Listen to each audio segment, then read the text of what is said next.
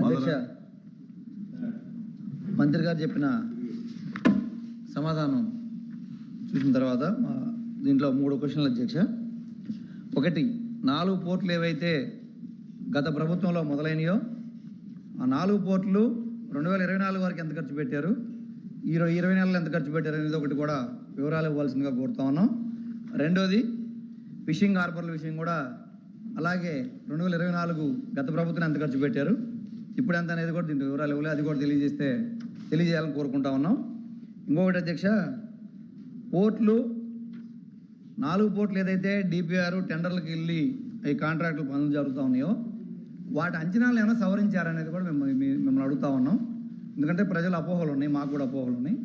ఎగ్జాక్ట్గా అదే టెండర్లు కంటిన్యూ అవుతున్నాయా లేకపోతే అంచనాలు ఏమైనా సవరించారా ఒకటి.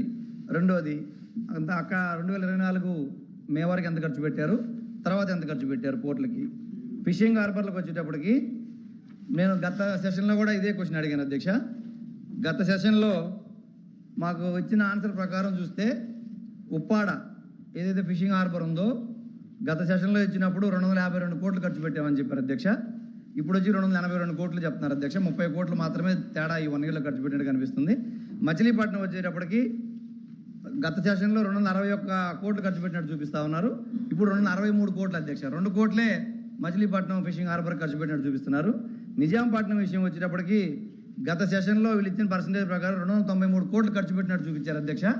ఇప్పుడు మాత్రం 228 కోట్ల ఖర్చు పెట్టినట్టు చూపిస్తా ఉన్నారు. అంటే 293 గత సంవత్సరం దానికంటే ఈ సంవత్సరం తక్కువ చూపిస్తా ఉన్నారు. మరి ఎందుకు బ్యాక్ అయింది అనేది కూడా మంత్రి గారు పరిశీలించవలసింది కోరుతున్నాం.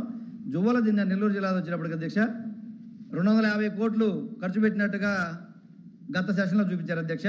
ఈ సెషన్లోకి వచ్చేటప్పుడు 200 కోట్లే ఖర్చు పెట్టినట్టు చూపిస్తా ఉన్నారు. ఇది కాకుండా ఇంకా గత ప్రభుత్వంలో మొదలుపెట్టినవి ఇంకా కూడా 6 ఫిషింగ్ హార్బర్లు ఉన్నాయి.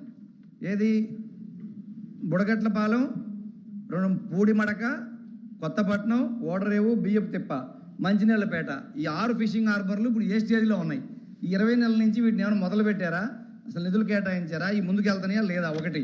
ఇంకోటి, 4 పోర్టులు గత ప్రభుత్వంలో కోవిడ్ అయిపోయిన తర్వాత తీసుకొచ్చిన తర్వాత 2 సంవత్సరాల్లోనే దాదాపు 50% పైనే పనులు జరిగినాయి అధ్యక్ష. ఈ 20 నెలల కాలం ఎంత జరిగిందని అడుగుతున్నాం. ఎప్పుడు ఈ 4 పోర్టులు కానీ ఈ 10 ఫిషింగ్ హార్బర్లు కానీ జెట్టీస్ కానీ కంప్లీట్ చేసి ఎప్పుడు ప్రజలకు అందుబాటులో తీసుకొస్తారు కార్యకలాపాలు. ఎందుకంటే అవి వస్తేనే మనకి కేంద్ర ప్రభుత్వం ఇచ్చిన 39,000 కోట్ల రహదారులకు అనుసంధానం చేస్తేనే అది అగ్రికల్చర్ కావచ్చు, ఫిషింగ్ కావచ్చు, అన్ని రకాలుగా ఎక్స్పోర్ట్స్ ఇంపోర్ట్స్ పరిశ్రమలకు కానీ అన్నిటికీ ఇది ముడిపడి ఉంది. కాబట్టి మీరు ఎంత తొందరగా దీన్ని కంప్లీట్ చేసి మీరు ప్రారంభాలు చేస్తేనే ఈ రాష్ట్రానికి ఇన్కమ్ పెరిగి మన రాష్ట్ర ప్రభుత్వానికి కూడా ఆదాయ వనరులు సమకూర్తని చెప్పి సందర్భం అడుగుతున్నా. పూర్తి వివరాలు ఇవ్వాల్సిందిగా మీ ద్వారా కోరుతా ఉన్నాను అధ్యక్ష. మంత్రి గారు.